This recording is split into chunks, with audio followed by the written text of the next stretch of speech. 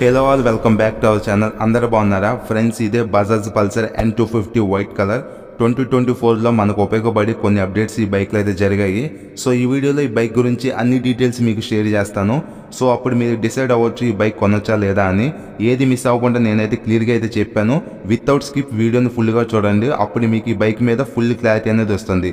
వీడియోని ఫుల్గా చూసి please do 1 like 1 share 1 subscribe. ఇంకా వితౌట్ ఎనీ లేట్ వీడియోని స్టార్ట్ అయితే చేద్దాం.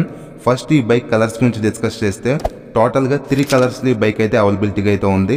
Red, white, black. రియాలిటీది వైట్ కలర్ అయితే అంతగా బాగలేదు, యావరేజ్గా అయితే ఉంది కలర్ అయితే. బెటర్ మీరు ఈ బైక్ తీసుకున్నలా ఉంటే రెడ్ కానీ బ్లాక్ కానీ చూస్ చేసుకోండి. అవి కొంచెం బెటర్ అయితే ఉన్నాయి వైట్ కలర్తో కంపేర్ చేస్తే. నెక్స్ట్ టైర్స్ గురించి డిస్కస్ చేస్తే ఫ్రంట్లో 110/70 17 ఇంచ్ టైర్ని ప్రొవైడ్ అయితే చేశారు. ఫ్రంట్ టైర్ ప్రొఫైల్ చూడటానికి ఎలా అయితే ఉంటుంది. ఫ్రంట్లో వైట్ టైర్ అయితే ఉంది.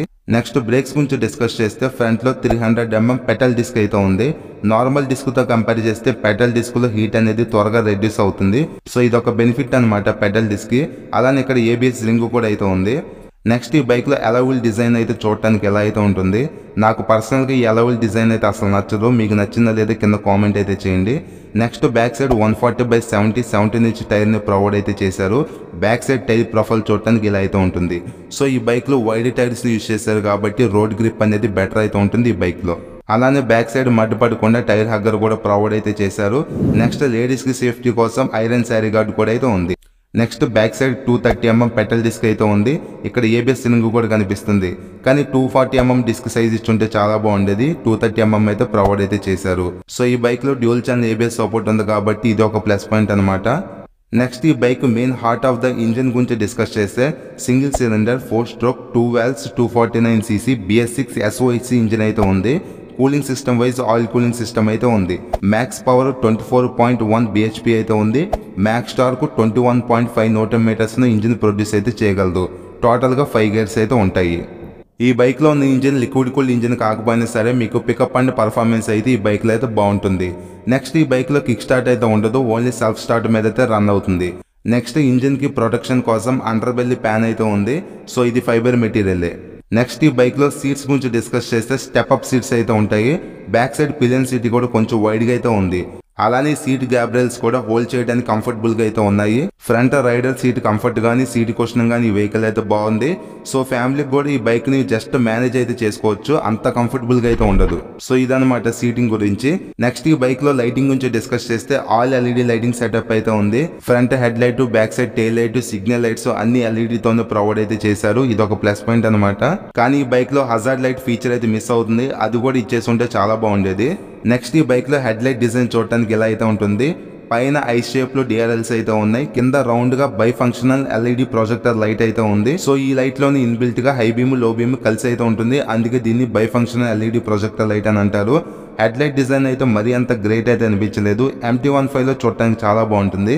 సో ఈ బైక్లో యావరేజ్గా అయితే అనిపించింది నాకు. మీకు ఎలా అనిపించిందో కింద కామెంట్ అయితే చేయండి. నెక్స్ట్ హ్యాండిల్ బార్ మీద ఉన్న స్విచ్చెస్ గురించి డిస్కస్ చేస్తే లెఫ్ట్ సైడ్లో హై బీమ్ లో బీమ్ స్విచ్ అయితే ఉంది. ఇక్కడ మోడ్ స్విచ్ అయితే ఉంది. కింద సిగ్నల్ స్విచ్ ఉంది. ఇంకా కింద హార్న్ అయితే ఉంది. హ్యాండిల్ బార్ లెఫ్ట్ సైడ్లో ఈ బటన్స్ అయితే ఉన్నాయి. హ్యాండిల్ బార్ రైట్ సైడ్లో రెడ్ కలర్లో ఇంజిన్ కిల్ స్విచ్ అయితే ఉంది. ఇంకా కింద హెడ్ లైట్ని ఆన్ అండ్ ఆఫ్ చేసుకోవడానికి డెడికేటెడ్గా సపరేట్గా ఒక స్విచ్ అయితే ఇచ్చారు. ఇంకా కింద సెల్ఫ్ స్టార్ట్ బటన్ అయితే ఉంది. పర్లేదు, స్విచెస్ క్వాలిటీ అయితే డీసెంట్గా అయితే ఉన్నాయి. నెక్స్ట్ ఈ బైక్లో USB ఛార్జింగ్ సాకెట్ అయితే ఉంది. ఇది ఒక ప్లస్ పాయింట్ అనమాట ఈ బైక్కి. ఇది ఒక మంచి ఫీచర్. ఎమర్జెన్సీ సిచ్యువేషన్స్లో బైక్ నుండి మొబైల్ని ఛార్జ్ చేసుకోవడానికి యూస్ఫుల్ అయితే అవుతుంది. నెక్స్ట్ ఈ బైక్లో కీ డిజైన్ చూడడానికి ఎలా అయితే ఉంటుంది. ఇది లేజర్ కట్ కీ అనమాట. నెక్స్ట్ కన్సోల్ గురించి డిస్కస్ చేద్దాం. ఇది fully digital black and white console. Day టైంలో ఈ కన్సోల్ విజిబిలిటీ అంతగా అయితే ఉండదు, యావరేజ్గా అయితే ఉంటుంది అనమాట. నైట్ టైంలో బాగుంటుంది కన్సోల్ విజిబిలిటీ అయితే. ఇంకా ఈ కన్సోల్లో బ్లూటూత్ కనెక్టివిటీ ఆప్షన్ అయితే ఉంది. టైం అయితే ఉంది. గేర్ ఇండికేటర్ ఉంది. స్పీడ్ ఇండికేషన్ ఉంది. RPM ఇండికేషన్ ఉంది. డిస్టెన్స్ టు ఎంటీ ఉంది. ఓడాన్ ట్రిప్ మీటర్స్ అయితే ఉన్నాయి. కన్సోల్ సైడ్స్ నోటర్ ఇండికేషన్ ఉంది. టెంపరేచర్ ఇండికేషన్ ఉంది. ABS ఇండికేషన్ ఉంది. మాల్ ఫంక్షన్ ఇండికేషన్ అయితే ఉంది. ట్రాక్షన్ కంట్రోల్ కూడా అయితే ఉంది. వీల్ అనేది ఎక్కువగా స్పిన్ అవ్వకుండా ఈ ట్రాక్షన్ కంట్రోల్ అనేది హెల్ప్ చేస్తుంది. సో ఇది ఒక సేఫ్టీ ఫీచర్. నెక్స్ట్ ఈ బైక్లో అడిషనల్గా 3 రైడింగ్ మోడ్స్ అయితే ప్రొవైడ్ అయితే చేశారు. Rain, road, of road. NS200 కన్సోల్లో పైన ఇండికేషన్ లైట్స్ అయితే ఉంటాయి, రెడ్, బ్లూ, గ్రీన్ కలర్లో. అదే టైపు ఇండికేషన్స్ కూడా ఈ బైక్లో కూడా ఇచ్చుంటే చాలా బాగుంది అనిపించింది. అది మిస్ అవుతుంది ఈ కన్సోల్లో. నెక్స్ట్ ఈ బైక్లో మెటల్ ఫ్యూల్ ట్యాంక్ని ప్రొవైడ్ అయితే చేశారు. ఇక్కడ పల్సర్ అని 3D బ్యాడ్జింగ్ అయితే ఉంది. ఇంకా స్టిక్కర్ తో 250 అని చెప్పి పెద్దగా మెన్షన్ అయితే చేశారు. పర్లేదు, గ్రాఫిక్స్ అయితే చూడటానికి బాగానే ఉన్నాయి. నెక్స్ట్ ఈ బైక్ లో ఎగ్జాస్ట్ అయితే చూడటానికి ఎలా అయితే ఉంటుంది షార్ట్ గా, ఇది డబుల్ బ్యారల్ ఎగ్జాస్ట్ అనమాట. ఈ బైక్ లో ఎగ్జాస్ట్ సౌండ్ వింటా కూడా చాలా బాగుంటుంది. ప్రెసెంట్ షోరూమ్ లో ఎగ్జాస్ట్ సౌండ్ వినిపించడం కుదరలేదు, కానీ రియాలిటీలో ఈ బైక్ ఎగ్జాస్ట్ సౌండ్ అయితే వినటానికి బాగుంటుంది. నెక్స్ట్ ఈ బైక్ లో ఇన్బిల్ట్ గా సెంటర్ స్టాండ్ అయితే ఉంది. చైన్ లూబింగ్ చేసుకోవాలనుకున్నా లేదా ట్రావెలింగ్ లో ఈ సెంటర్ స్టాండ్ అనేది మనకు బాగా యూస్ఫుల్ అవుతుంది. ఇది ఒక ప్లస్ పాయింట్ అనమాట. నెక్స్ట్ పిలియన్ కి మెటల్ ఫుట్ రెస్ట్ అయితే ఉంది. ఫ్రంట్ రైడర్ కి రబ్బర్ ఫుట్ రెస్ట్ అయితే ఉంది. నెక్స్ట్ ఈ బైక్ లో ఉన్న ఈ క్రాష్ గార్డ్స్ క్వాలిటీ అయితే అంత బాగాలేదు, యావరేజ్ అనిపించింది నాకు. ఇంకొంచెం బెటర్ గా ఇచ్చుంటే బాగుండేది. నెక్స్ట్ ఇక్కడ సింగిల్ హార్న్ అయితే ఉంది. ఇంజిన్ కూల్ చేయడానికి ఆయిల్ కూలర్ అయితే ఉంది. అలానే ఫ్రంట్ లో డబుల్ లేయర్ మడ్ గార్డ్ అయితే ఉంది. ఇది ఫైబర్ మెటీరియల్. ఈ బైక్ లో front suspension wise USD folks అయితే ఉన్నాయి. ఇవి పూర్తిగా గోల్డ్ కలర్ అయితే కాదు, లైట్ yellowish కలర్ లో అయితే ఉన్నాయి. ఓల్డ్ మోడల్ N250 లో ఫ్రంట్ లో టెలిస్కోప్ ఫోక్స్ అయితే ఉన్నాయి. వీటిని యూఎస్డి ఫోక్స్ కి అప్డేట్ అయితే చేశారు. ఇది ఒక మంచి విషయం అనమాట. ఈ యూఎస్డి ఫోక్స్ వలన మెయిన్ బెనిఫిట్ ఏంటంటే లుక్ చూడటానికి చాలా బాగుంటుంది. అలాగే బెటర్ హ్యాండ్లింగ్ ఉంటుంది. రైడింగ్ స్టెబిలిటీ కూడా బాగుంటుంది రోడ్డు పైన. Next back side red colour లో 7 స్టెప్ అడ్జస్టబుల్ మోనోషాక్ సస్పెన్షన్ అయితే ఉంది.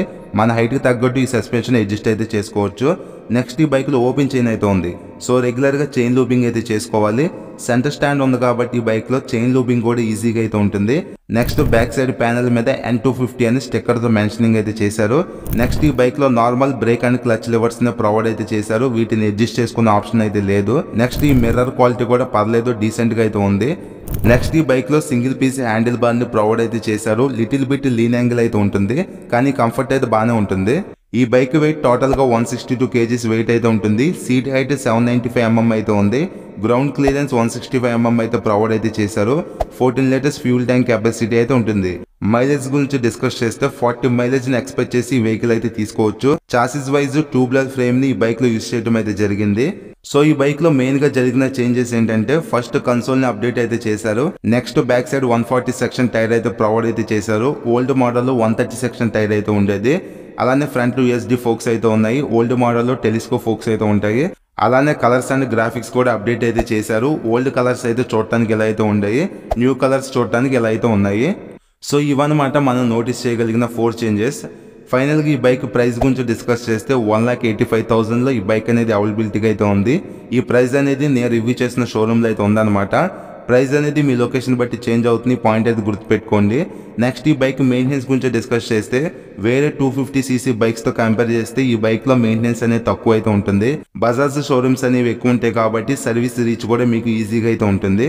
సో ఇది ఫ్రెండ్స్ ఈ N250 బైక్ గురించి నేను మీకు ప్రతి పాయింట్ అయితే కవర్ చేశాను అనుకుంటున్నాను. నేనేమైనా మిస్ చేసి ఉంటే కామెంట్ అయితే చేయండి, మీ కామెంట్ కి రిప్లై అయితే ఇస్తాను. సో ఎవరైతే నేకెడ్ మోడల్లో మంచి పికప్ అండ్ పర్ఫార్మెన్స్ తో తక్కువ బడ్జెట్ లో తక్కువ మెయింటెనెన్స్ తో 250cc వెహికల్ చూస్తున్నారో వాళ్ళకి ఈ బైక్ అనేది పర్ఫెక్ట్ గా సెట్ అయితే అవుతుంది.